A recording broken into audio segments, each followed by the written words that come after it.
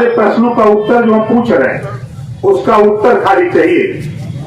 आप बताओ, 2024 में बहुजन समाज पार्टी की सरकार दिल्ली में बन सकती है? नहीं बन सकती। अब हम ले आते हैं आपको सपा की। देश में सपा की सरकार बन सकती है? कहा बन सकती है, बन नहीं सकती। बहुत नहीं, सही कहा। देखिए, हमारे पूर्व विधायक माननीय रामानंद भौत जी, हमारे किंकर जी, प्रमुख जी, हमारे जिला पंचायत सदस्य, हमारे तमाम साथियों ने मिलकर के कार्यक्रम को आयोजित किया था कि हम सब लोग मिलकर के डॉक्टर अरविंद राजभर को चुनाव जिताया जाए। यहाँ सबसे पढ़ा लिखा योग्य कोई प्रत्याशी है तो डॉक्टर अरविंद राजभर है, और आप मान्यवर कांशीराम जी के साथ काम किए हैं और बाबा साहब डॉक्टर अम्बेडकर जी के विचारों को आगे बढ़ा रहे हैं। तो हम लोग आपके साथ कंधे से कंधा मिलाकर इस लड़ाई को आगे बढ़ाना चाहते हैं। बहुत अच्छा। किसी को 5 आदमी नहीं मिल रहे हैं। आपने रसड़ा देखा, हिया देखा, देखिएगा मधुबन, देखिएगा घोसी। कल कम से कम नहीं कुछ तो खाली अकेले सोनार बिरादरी कम से कम 2000 जुटी थी रसड़ा में।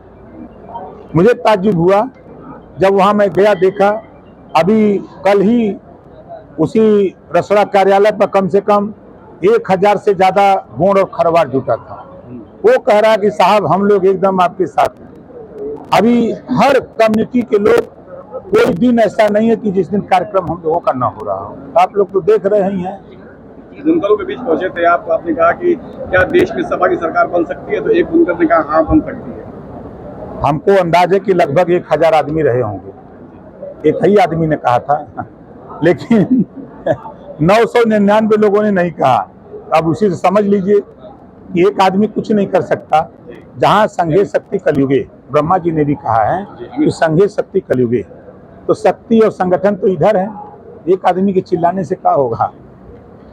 मन से आपने कहा था कि हमने बीजेपी को वोट नहीं किया, बीजेपी का हमेशा विरोध किया, फिर भी मोदी जी और योगी जी की कृपा से आज हम मंत्री। नहीं, मैंने ये नहीं कहा।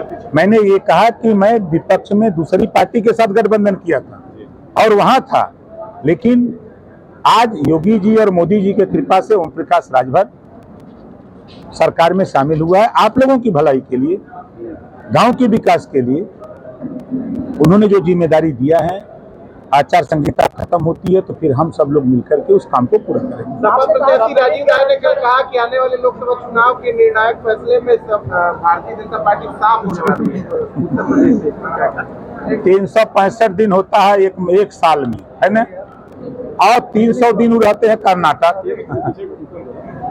365 दिन में 300 दिन रहते हैं कर्नाटक।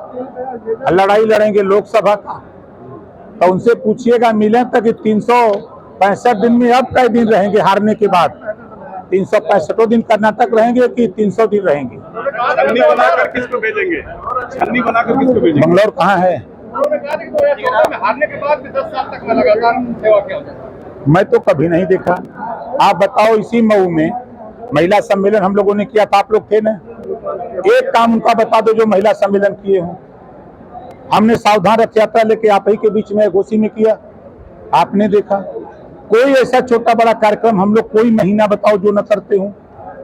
अब यही नहीं, मऊ ही नहीं, आप आजमगढ़ पता कर लो, आप अम्बेडकर नगर पता कर लो, बनारस पता कर लो, चंदौली पता कर लो, पूर्वांचल ही नहीं 75 जिले में पता कर लो।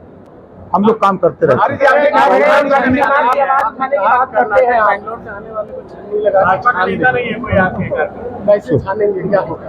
ऐसा वोट हम लोग इकट्ठा कर रहे हैं, अपने आप वो बढ़ जाएंगे।